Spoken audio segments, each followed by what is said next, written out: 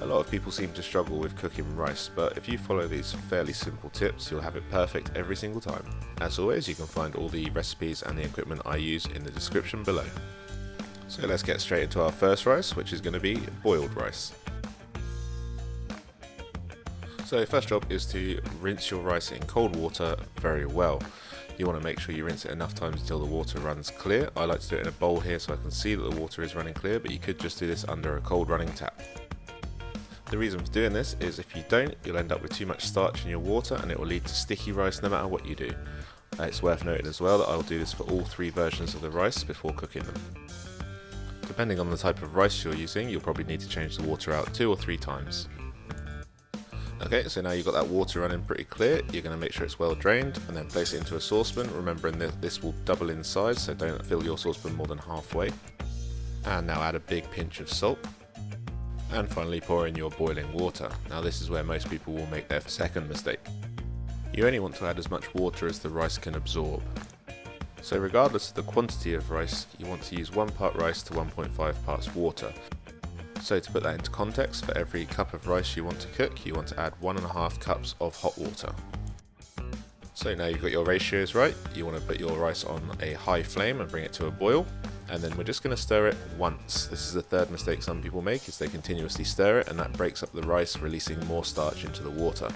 So stir once, then place a lid on, and if you're using gas, turn down to the lowest possible setting, or if you're using an electric stove, you can just turn the heat off and leave it on the ring. The residual heat will keep this cooking. And now just leave it to cook for 11 minutes. Don't take off the lid, don't stir it, don't do anything. Just wait 11 minutes and then you can turn your gas stove off and remove the lid and you'll have perfectly cooked rice. And as you can see here, there's no water left in the bottom and it didn't burn.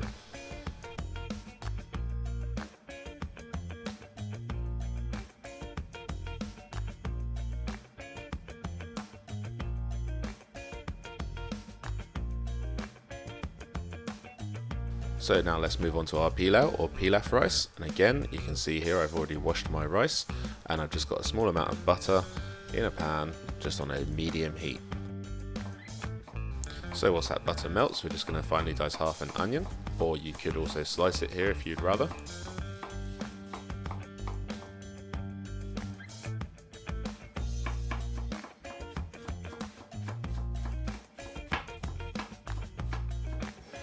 And now place all your chopped onion into your frying pan. Now we just want to cook this gently so it doesn't colour, so if it does start to brown, turn your heat down a little bit.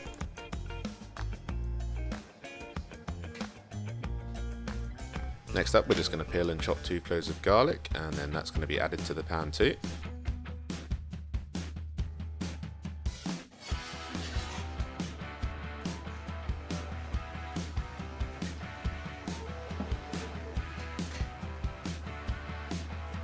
So whilst those are cooking down, we're going to need to make something called a cartouche, which is just a fancy way of saying a round piece of baking paper. So to do that, you're going to take a square of baking paper, fold it in half into this triangle shape, and then fold this in half again, and then fold it in half once more.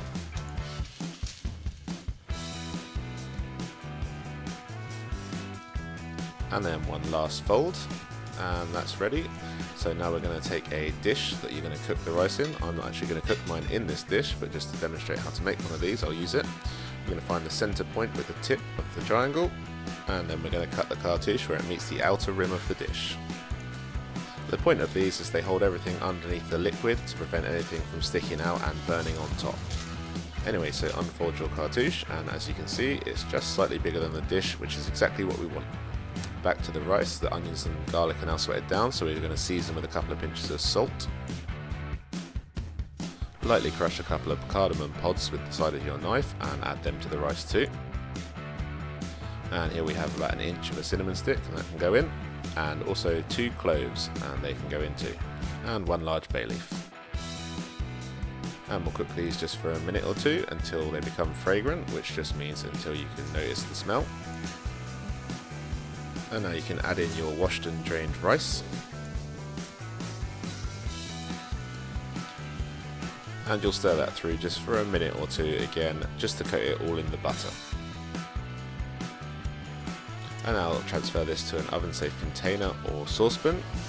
Add in half a teaspoon of ground turmeric. You can actually do this from start to finish in your saucepan if you like, but I prefer having the frying pan to start as it gives you more room to work. Anyway, stir in your turmeric and then you can add in your chicken stock. And this time the ratio is different, so again, regardless of the quantity of the rice used, you want to use 1 part rice to 2 parts stock this time.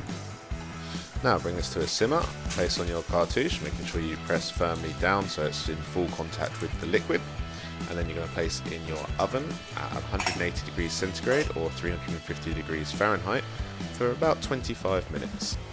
If all of your stock isn't absorbed after 25 minutes, then just place in for another 5. Now hopefully, just like mine, all of your spices should float to the top and you can easily remove them. It's a good idea to remember how many you put in the first place so you can make sure they are all removed. Now as you can see here, there is no liquid once again and the rice is fully cooked.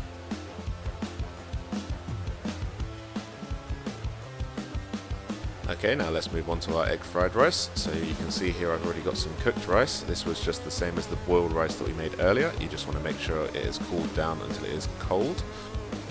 Now preheat a frying pan on medium-high heat with about a tablespoon of oil in and add as much rice as you plan on serving to that. As it fries, keep moving it around and break up any large lumps that you find. After about 2 minutes your rice should be hot, so you can throw in your defrosted peas and continue to cook for another minute, stirring them through.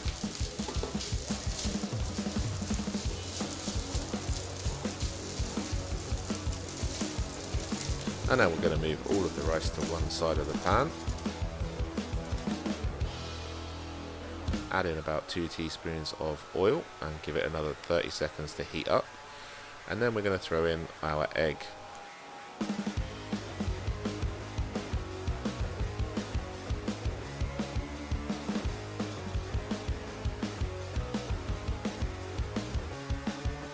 And now we just stir this around. Essentially all we're doing here is making scrambled egg.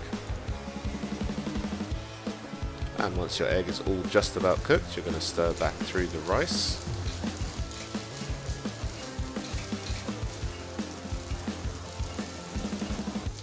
And the final ingredient here, we're just going to throw in a little bit of soy sauce, and you can just do as much or as little as you like. Put some in, give it a mix, have a taste. If you want a bit more, then just add some more. Now it's worth noting here that I'm using light soy sauce for this, but of course if you want you can use dark soy sauce, but it will give your rice a much darker colour. And that's all we have today. If you like this kind of thing and want to see more, don't forget to subscribe, and we'll see you next week.